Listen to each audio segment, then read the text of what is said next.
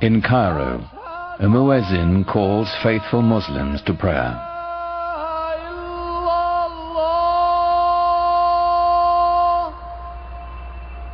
It's the same call that sounds 5 times a day, every day, in cities across the world.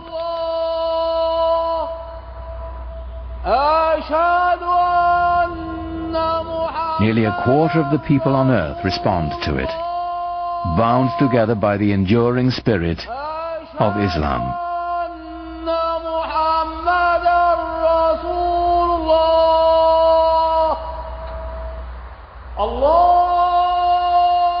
God is most great, the muezzin calls.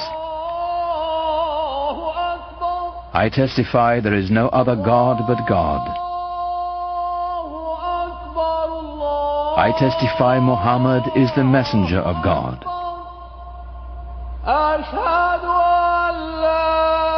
Come and pray. Come and flourish.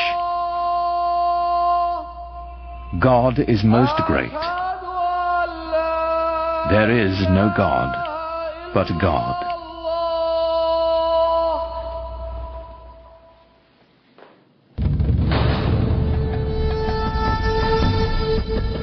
In the unfolding of history, Islamic civilization has been one of humanity's grandest achievements. A worldwide power founded simply on faith. A spiritual revolution that would shape the nations of 3 continents and launch an empire. For the West, much of the history of Islam has been obscured behind a veil of fear and misunderstanding. Yet Islam's hidden history is deeply and surprisingly interwoven with Western civilization. It was Muslim scholars who reclaimed the ancient wisdom of the Greeks, while Europe languished in the Dark Ages. It was they who sowed the seeds of the Renaissance, 600 years before the birth of Leonardo da Vinci.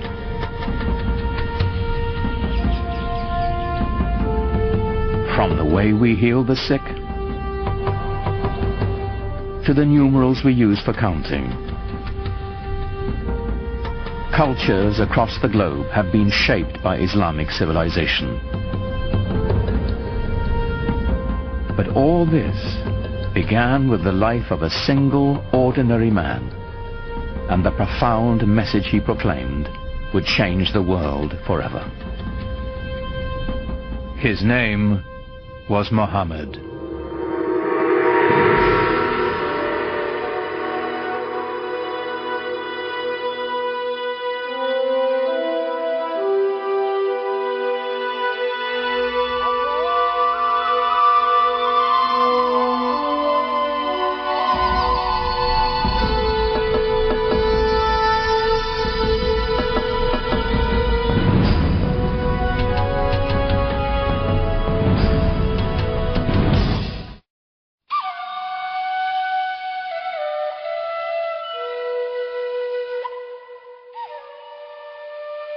To Muslims, the life of Muhammad is a story revered, in its mysteries as much as its certainties, that our beliefs held sacred.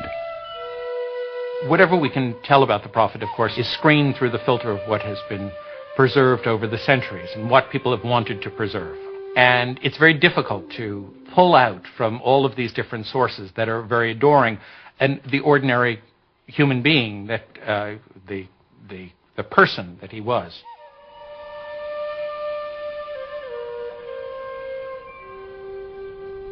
We do know that Muhammad was born in or around 570 AD in the sun-blasted Arabian Peninsula, a land of savage scarcity whose Bedouin tribes were locked in a constant state of tribal war.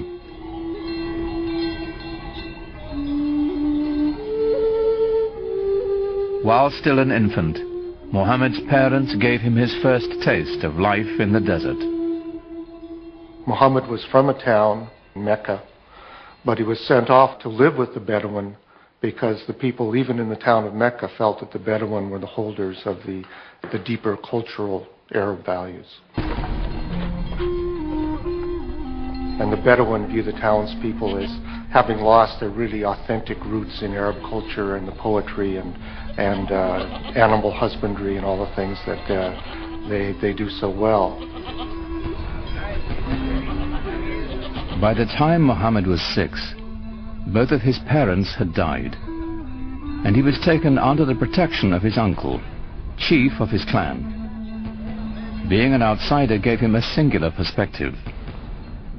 He'd been orphaned early and developed very early on a passionate sense of concern for those who are left out of society.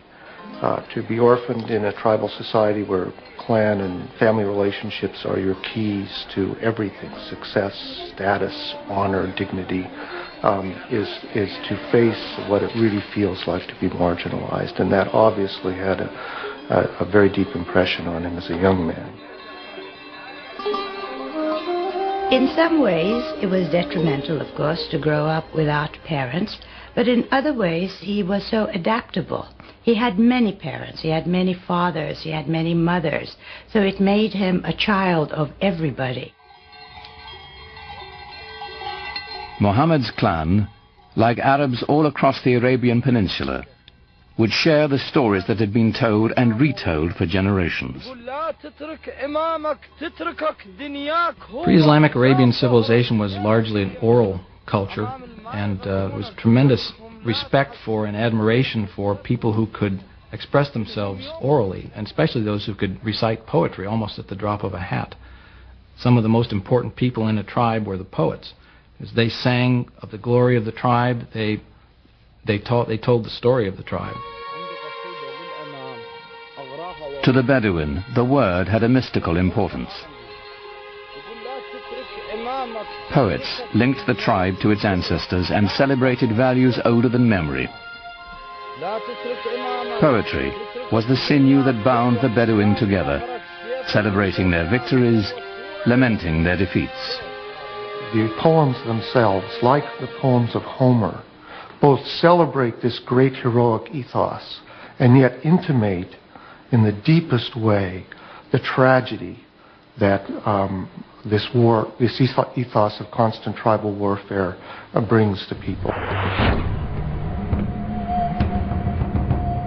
Warfare and conflict were the grim realities of a dangerous time.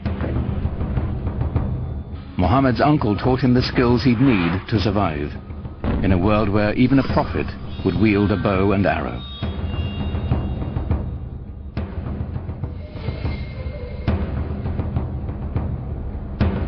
In a wilderness punished by the elements and bereft of water, rivalry over a single well could provoke a blood feud for generations. A real rivalry, real battles, and sometimes quite bloody. So the allegiance of individuals was to the family, immediately, and at a larger extent to the tribe. Without the tribe's protection, no one could endure. Scattered across the peninsula were countless factions, all embroiled in bitter struggles, each defending its precious grazing lands, trade routes, and most importantly, its wells. Well, you have to understand, and most of the lands are dry, and so water is something that everyone always considers precious. For those of us in climates that are more heavily watered, it's difficult to understand the depth and the centrality of the symbol of water in societies that are desert and in which it only rains once or twice a year, and in which a little water makes the difference between life and death.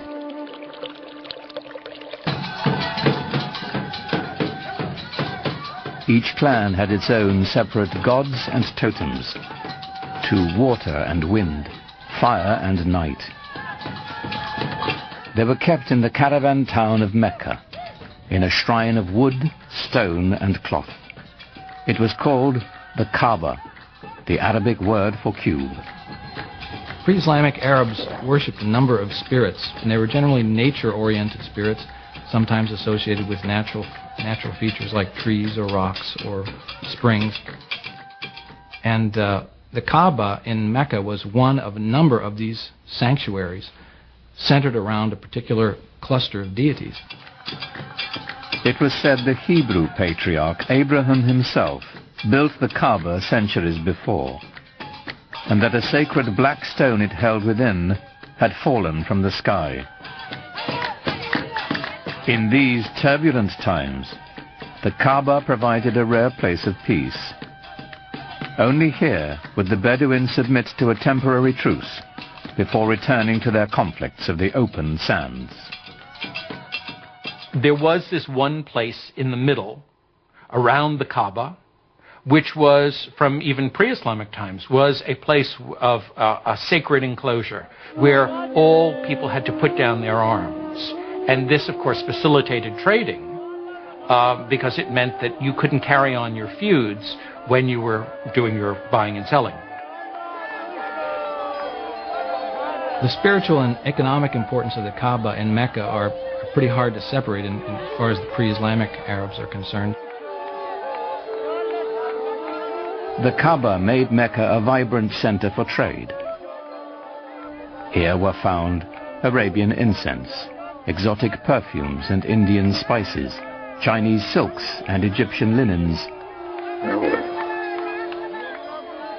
But perhaps the greatest treasure to be found at Mecca was the rich mixture of cultures. There were people who came through town who had all kinds of interesting experiences to relate to faraway places. The local religion was mixed. There were Christians, there were Jews, and there were also the Arabs of the desert who followed an animist type of religion. Muhammad's world was a center of trade, connecting the Mediterranean Sea to the Indian Ocean, linking the aging empires of Byzantium and Persia to the great bazaars of India and China.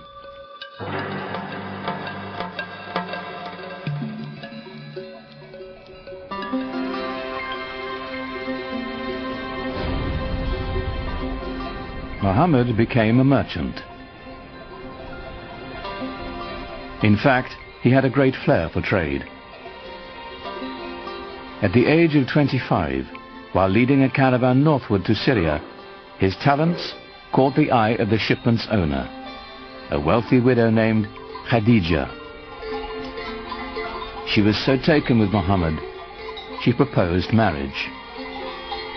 Khadija. Well, I think she was a mentor as well as a wife, a very strong lady who had her own business, and Muhammad was helping her out. So it was a wonderful partnership, and I'm sure he learned a lot from her. He had a tremendous amount of contact with merchants coming from different parts of the world, passing through the Arabian Peninsula. I think he was a very intelligent man, very open-minded, and he was able to communicate with a great variety of people. He must have had great charisma as well. Muhammad had a way with people and with resolving their disputes. Once, when the Kaaba fell into disrepair, the clan chieftains quarreled over who would have the honor of putting the sacred black stone back where it belonged. Before violence could erupt, Muhammad proposed an equitable solution.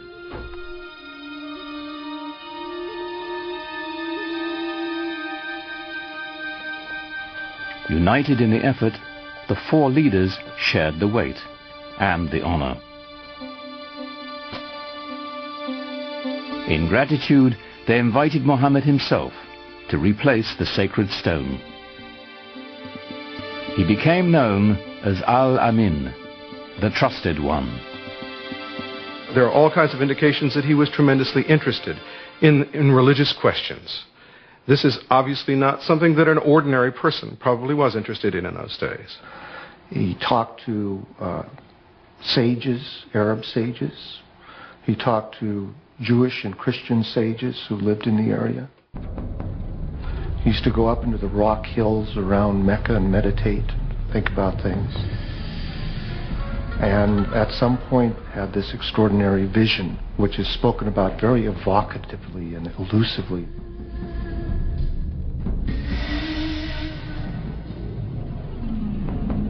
In a cave above Mecca, Muhammad had an experience that would be the defining moment of his life. An angel was said to appear before him in the form of a man, instructing him to recite in the name of God, the Almighty. For Muhammad, it was an encounter as profound as it was deeply disturbing. You get a sense of what it would be like to be a normal person in society, perhaps unusual in the sense of your intensity for things like social justice and finding out what the meaning of life is, but not being endowed with anything that would seem miraculous by your friends. And all of a sudden having this voice come to you and then come out of you as you speak it and recite it to other people. And that is the beginning of the prophetic career of Muhammad.